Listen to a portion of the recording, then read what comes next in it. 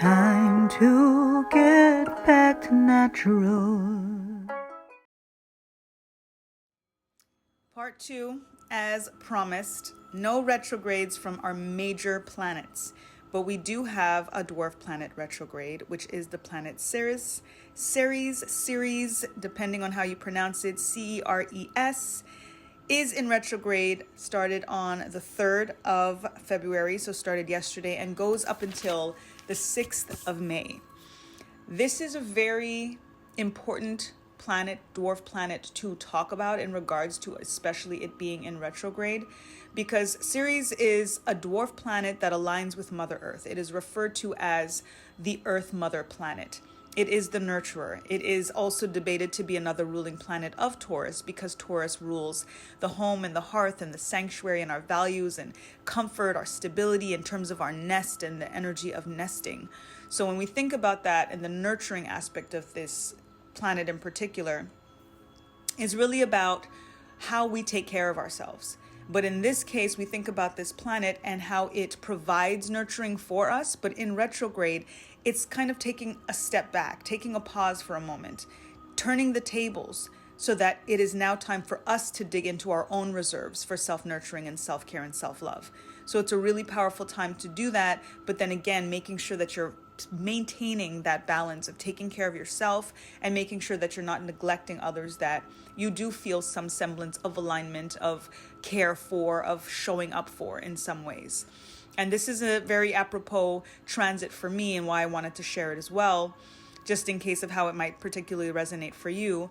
But I am a Taurus sun, so for me, especially with Ceres being potentially one of Taurus's other ruling planets, what I'm experiencing on a very personal level is very much regarding my home, quite literally, and about values and about sanctuary and safety and community and what it does, what feels like home in that sense versus the physical, but also just in terms of the energetic field around what something makes it feel like it's home. So it's important for me to now look at the fact that now I have to figure things out for myself. And this is what this dwarf planet retrograde is teaching us. Don't expect other people to kind of swoop in and to really get things in order for yourself. Get your ducks in a row. Oftentimes we do find ourselves having expectations of other people, and more so it's because of how we believe that we show up for other people. But we are who we are, and they are who they are. And we really do have to always keep that in mind. Naturally, it's important for us to think about what adjustments need and should be made in regards to our offerings, our investments in other people. But just do it from that perspective. Don't do it in a tit for tat. Don't do it, in any unsavory kind of energetic way, or, being vengeful or anything like that, or even feeling, pity me and poor me kind of energy, right? Something that came through a lot during this time that I'm, still dealing with in regards to this personal home situation that I'm navigating is try not, even when you're going through something alone, quote unquote, don't say that you're alone. Don't say nobody's here for me, nobody's showing up for me, all of these things. Because first of all, that there are some people, even though there's some people that may disappoint you or may have disappointed you, or that you either hoped or expected or thought that they would because they have before or because you have for them. It really is important to not make such a grandiose statement across the board, so that you're putting an energy out there of isolation, of being alone, of nobody being there for you. Because even for the ones that are showing up for you, in some ways you could be energetically pushing them back and kind of pulling away from them. And then you're also kind of clipping the energy potentially for the people that may not have shown up for you so far from being able to. You're creating that barrier just by being in that energy of feeling sad for them not being there for you. And again, feel it to heal it. You have to acknowledge things as they are, and there's nothing wrong with that, but just be mindful and soulful again of the wording and how it is that you also make blanket statements in regards to that. If something is specific to a person, you're fair and valid in being able to address that, whether it's to yourself or to that other person. But just again, try not to make whatever disappointment you have from that particular person or handful of people and make it, bigger than it is. That's again what this Leo energy with the transits and such in terms of the drama that we could potentially, kind of create for ourselves that isn't necessarily that deep.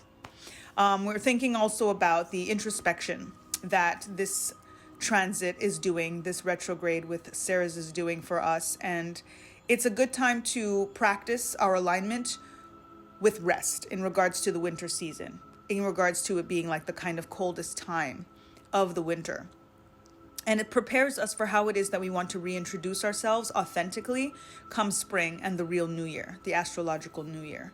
So this will lead us to an expansion of our offerings, our purpose, our intention for ourselves and for others. That's where, taking steps back, taking retreats, you're able to be a little bit more purposeful and particular and deliberate in regards to what it is that you want to share and why you want to share it. If it's just for you or if it's something that you're trying to share so that it can benefit other people in a collective in general. And this is again where the balance is so important and where it can align with our success and abundance, which is very much ruled by Leo energy and that spotlight sun energy that is tapped in to Leo. This is about our confidence, how the ego is important in that sense, right? But just making sure that the ego is not overruling your heart center.